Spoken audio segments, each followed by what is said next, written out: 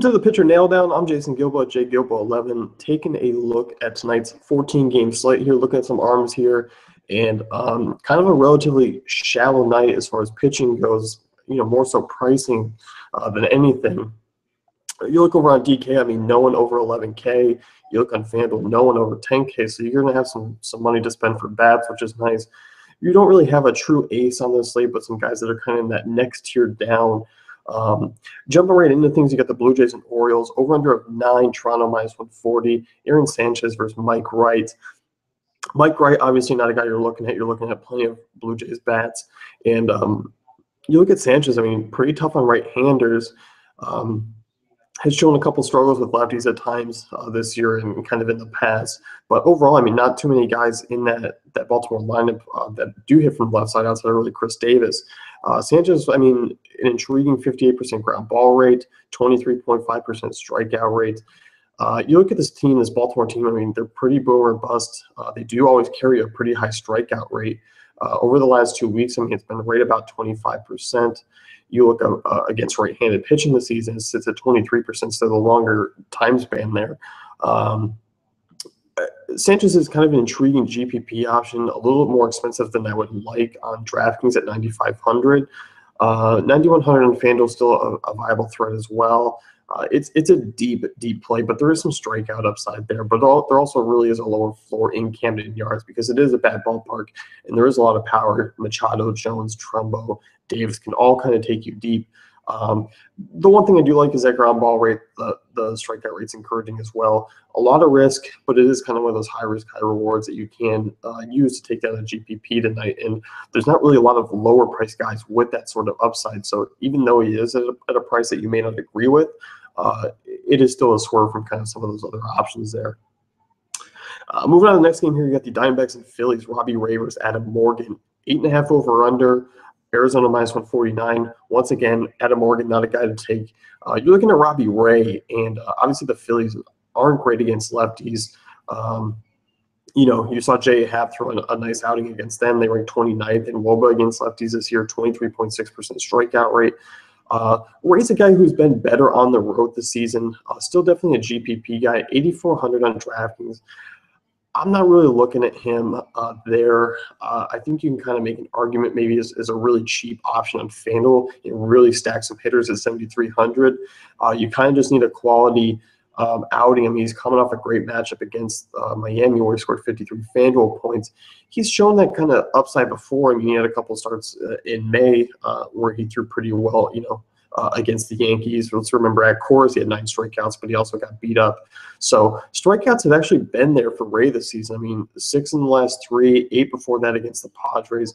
But there seems to be a couple innings where he starts to unfold a little bit, which is my concern. And even against his Phillies team, I mean, yes, they're bad, but they do have some bats that can kind of do some damage off of you. Some guys who have hit well in the past, they got a couple of catchers that hit lefties at a decent rate. Tommy Joseph obviously hitting from that right side. So it is something to watch. I think he is still kind of a viable deep GPP option.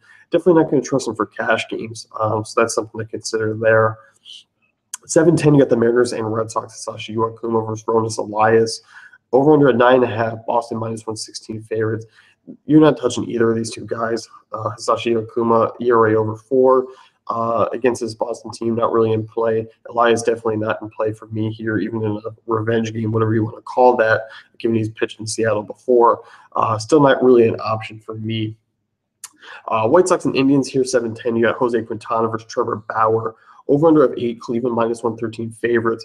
Quintana's pitched really well this season. He's also had a price tag it is pretty high, but it's not really that high in comparison to tonight's slate. I mean, Jesus, Zach Davies is 9,800 on DraftKings against the Dodgers. So, yes, he's pitched well of late. So I don't necessarily understand why. I get that they would price him up there, but still, in that range, I think I kind of prefer him there. Quintana, who's kind of shown it over a longer sample size. And you look against the Indians, I mean, they're not good against lefties. 22nd, low at 21% strikeout rate. Quintana kind of a GPP option for me just because the win isn't necessarily certain there. Cleveland is favorites for Trevor Bauer. And Bauer is a guy who's worthy of a GPP look. at that price tag, he is one of the cheaper guys, 82 on DK. You're looking on FanDuel there, 7,900. There is some upside against this White Sox offense, who do strike out quite a bit against righties. 20.4%. They rank 24th in WOBA. Nice ballpark. He is a small favorite. We're kind of just sticking right in that GPP range of now. We'll kind of get into the cash game guys here in this next one. So I would treat those guys, Quintana and Bauer, both as GPPs plays. I'm not really looking at them as cash game arms. Next one here, you got the Braves and Mets. It's in Citi Field, which is nice. Mets minus 240 favorites there for Harvey. Over under a 7.5. Yeah, Gant on the other side, so you're looking at some Mets bats possibly being an option. Harvey's starting to pitch really well of late, which is nice, and he's back priced up where he usually is on DraftKings at 10-3. But overall, he was a tough luck loser against Miami. He threw well, got beat out by Jose Fernandez. Pitched well against Milwaukee, struck out 8 Ks there. So it is nice. He pitched both on the road in those last two. You remember that White Sox game, he put up 30 DK. Like his price. FanDuel, his price is even better at 8,700. I think he's kind of going to be the chalk guy because you're looking up top of the Jeff Samardzija, Chris Archer, Cole Hamels, all above 9K. Not really cash game arms, or not even really that much in play for GPPs today. So with that being said, I think Harvey's going to be pretty chalky. Going to be a kind of a cash game favorite on tonight's slate, and definitely deservedly so. Next game here, you got the Rockies and Marlins. John Gray versus Adam Conley. Over under of 8. Colorado minus 105 favorites. John Gray definitely certainly has my attention on this slate. He's priced a little bit higher than where he usually is at 10-1 on DraftKings. FanDuel, it's a little bit different. He's 8-2, so you like that as kind of a single bullet GPP play. You look at this Marlins team, and middle-of-the-road offense. They don't strike out a ton, but you also look at Gray. Gray's been absolutely phenomenal this season, and he started to kind of really figure out in cores, and I really like the strikeout rate, 28%, swinging strike rate, 12.7%, and starting to kind of get that ground ball rate up a little bit. So 3.21 Sierra, you like him a lot. This Marlins team, you got Stanton struggling. Yelich and Ozuna are kind of been the ones kind of carrying the load there. Dietrich might be out. So overall, I think you can kind of look at Gray as a solid GPP option as well. On the other side of things, Conley's been quite boom or bust this year. I don't find myself having a lot of shares just because the Rockies can hit lefties well. Obviously, they're outside of cores, which isn't great for them, but they do have a 24% strikeout rate. So you can make an argument for Conley, much like an Aaron Sanchez. He's kind of a deep GPP play.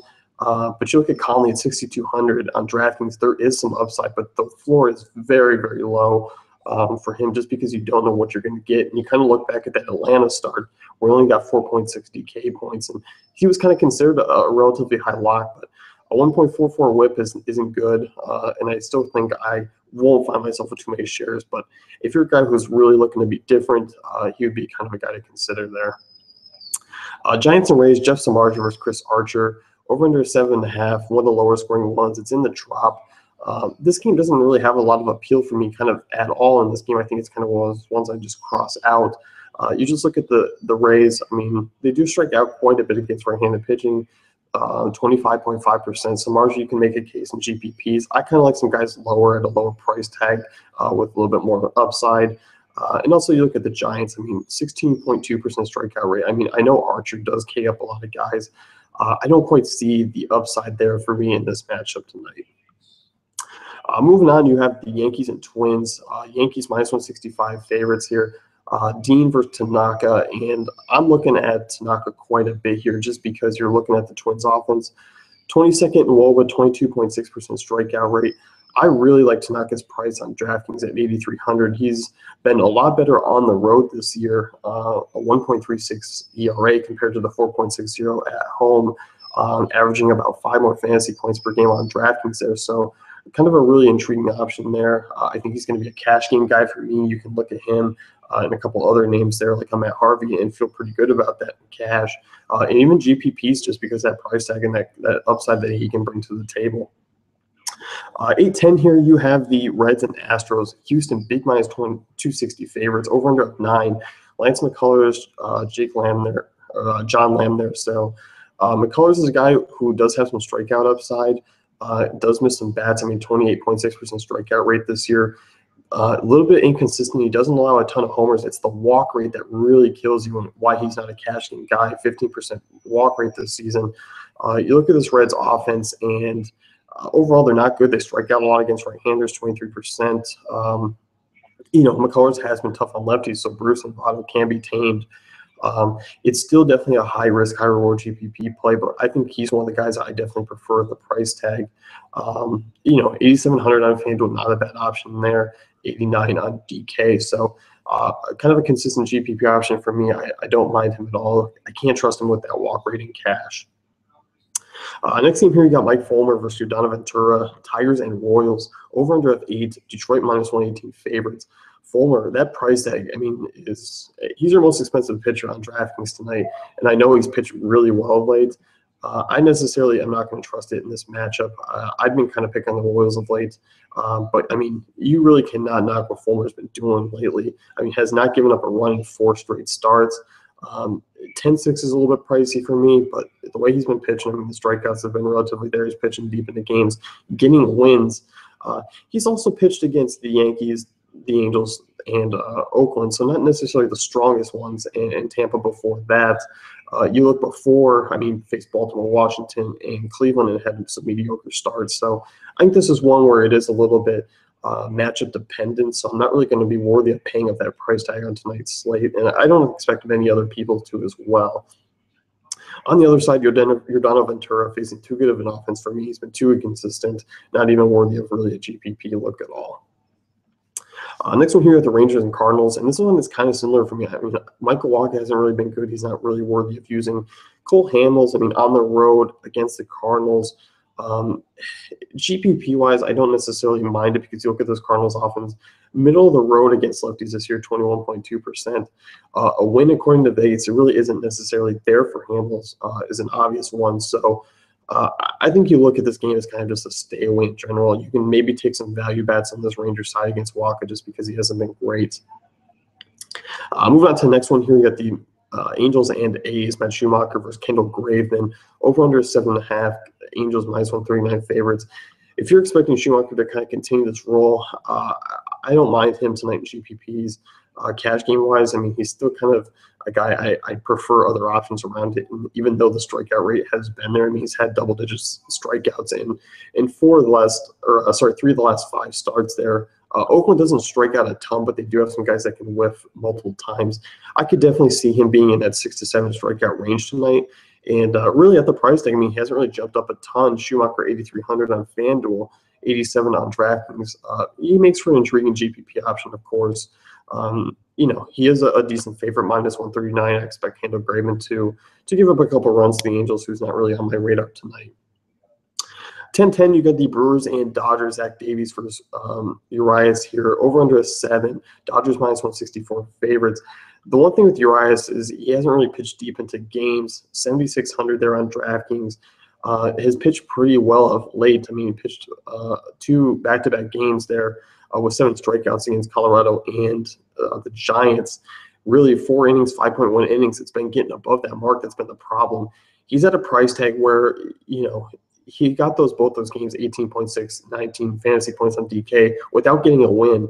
If you can get a win there, that's a nice, really option there. And I think GPP-wise, he's not a bad option for an SP2 and pairing him up with another high upside play. With FanDuel, it's a different story. I know he's 6,800. That win is a little bit more heavier dependent. He would kind of need that mark to break into the 40s, which would be nice at that price. I think it's possible just because Davies has pitched well, but I don't really like him tonight. I think the Dodgers do come away with a win. I can see him being a kind of just a soul punt pitcher. If you want to really stack a bunch of Toronto bats like Donaldson, Goldschmidt, and Encarnacion, those types of guys, you can do so with him. So it is intriguing. It's definitely one to kind of get wacky with your lineups. So it is worth a look. Nationals and Padres, my other favorite cash game guy comes from this game. That's Joe Ross, 7.5 over under. Washington minus 161 favorites. You look at this team, and the Padres really have been kind of, they've been hitting well. Like guys like Will Myers have stepped it up. They faced a couple of lefties before, so numbers have been enhanced. They still rank 30th in WOBA, 278 there, 24% strikeout rate.